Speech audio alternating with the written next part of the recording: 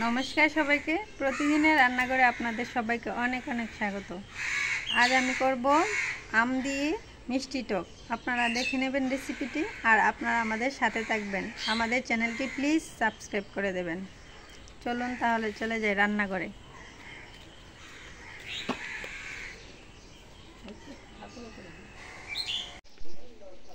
মিষ্টি টক রান্না করার জন্য এখানে আমি পাকা আর কাঁচা আম এরকম আম কেটে নিয়েছি আর নিয়েছি কয়েকটা মিষ্টি আলু কুচি করে। আপনারা চাইলে মিষ্টি আলুর বদলে মিষ্টি কুমড়াও দিতে পারবেন আর টক অন্য যে কোনো টক দিয়েও করতে পারবেন। চলুন দেখে নিই। কড়াই আমি তেল দিয়ে দিয়েছি, এখন দিয়ে দিচ্ছি দুটো তেজপাতা, গোয়ামরিচ আর এখানে সরিষা আর রাঁধুনি দিয়ে দিচ্ছি আম আর আলু।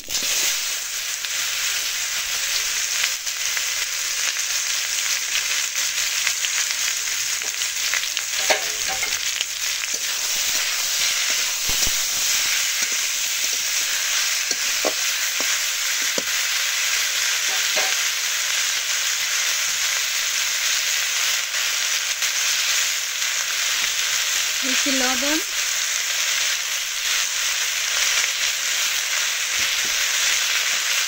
যেহেতু মিষ্টি টক তাই লবণটা একটু কম দিতে হবে, মিষ্টি টক সেই জন্য।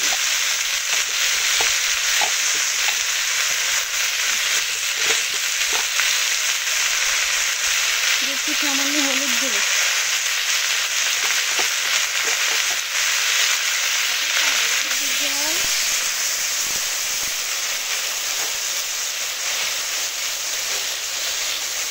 এখন ডেকে দেব।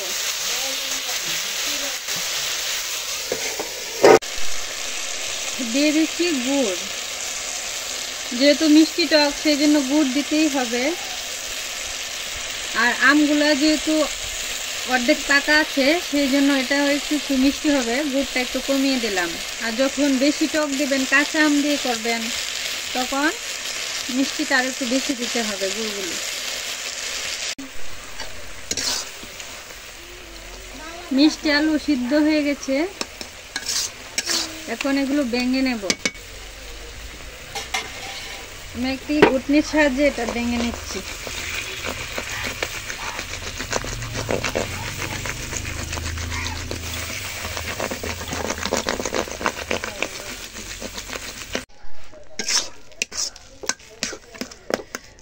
গোটা হয়ে গেছে, এখন দিয়ে দিব পরিমাণ মতো জল।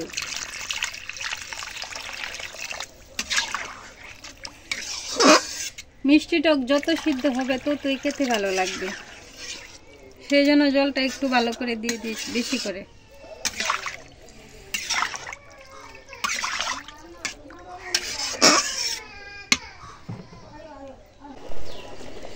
টকটা প্রায় হয়ে এসেছে, এখন দিয়ে দিচ্ছি 4টা কাঁচা লঙ্কা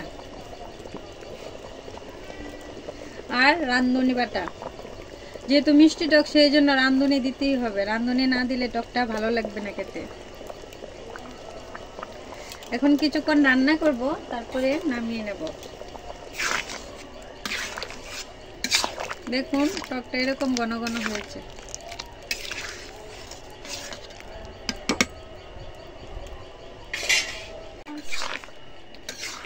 আমার টক রান্না হয়ে গেছে, এখন এটা নামিয়ে নেব।